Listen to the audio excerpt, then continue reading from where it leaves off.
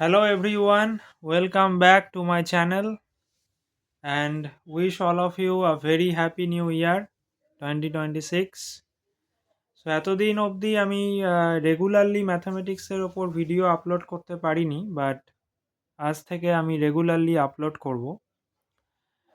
তো শুরু করা যাক একটা নতুন অধ্যায়, সম্পাদ্য, ত্রিভুজের পরিবৃত্ত ও অন্তর্বৃত্ত অঙ্কন। তো সবার প্রথমে আমরা জানব পরিবৃত্ত বা সার্কাম সার্কেল বলতে কি বোঝায়। ধরো একটা ত্রিভুজ রয়েছে, এই ত্রিভুজটা তোমরা দেখতে পাচ্ছ। এই ত্রিভুজটার তিনটে শীর্ষবিন্দু দিয়ে একটা বৃত্ত চলে গেছে। এই বৃত্তটাকে বলা হয় ত্রিভুজটার পরিবৃত্ত বা circum circle of the triangle.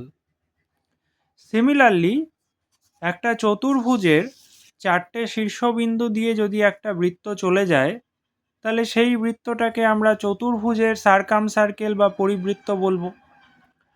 অথবা যদি কোনো পঞ্চভুজের পাঁচটা শীর্ষবিন্দু দিয়ে একটা বৃত্ত চলে যায়, তাহলে সেই বৃত্তটাকে আমরা পঞ্চভুজের সার্কাম সার্কেল বা পরিবৃত্ত বলবো।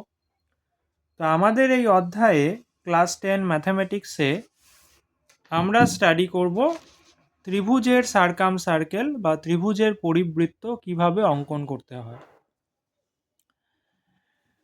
তো সেটা বলার আগে আমরা আরও কয়েকটা টার্মিনোলজিস নিয়ে আলোচনা করব। ধরো এই যে ত্রিভুজটা ABC, এই ত্রিভুজটার সার্কাম সার্কেলটা আঁকা রয়েছে।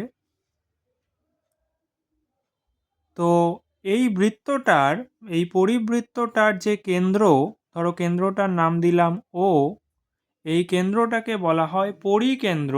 পরিবৃত্তের যেহেতু কেন্দ্রটা পরিবৃত্তের কেন্দ্র, তাই এটাকে বলা হয় পরিকেন্দ্র বা সার্কাম সেন্টার। এবং প্রত্যেকটা বৃত্তের তো একটা ব্যাসার্ধ রয়েছে। তাহলে এই বৃত্তটার ব্যাসার্ধ কি?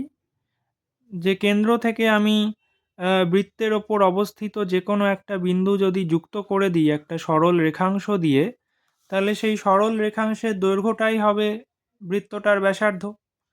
তাহলে এখানে এই যে ব্যাসার্ধ ও এ, এটাকে বলা হয় পরিব্যাসার্ধ। তো পরিব্যাসার্ধ বা সার্কাম রেডিয়াস। তাহলে একটা ত্রিভুজ যদি দেওয়া থাকে, আমাদের পরিবৃত্ত অঙ্কন করতে হবে, তাহলে সেটা অঙ্কন করতে গেলে আমাদের দুটো জিনিস দরকার।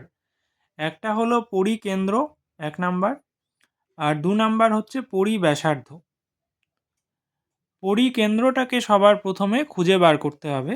পরিব্যাসার্ধ তো খুব ইজি, যে আমি সেই পরিকেন্দ্র থেকে ত্রিভুজের যে কোনো একটা শীর্ষবিন্দু অবধি সরল রেখাংশ অঙ্কন করব, সেই সরল রেখাংশের দৈর্ঘ্যটাই হবে পরিব্যাসার্ধ।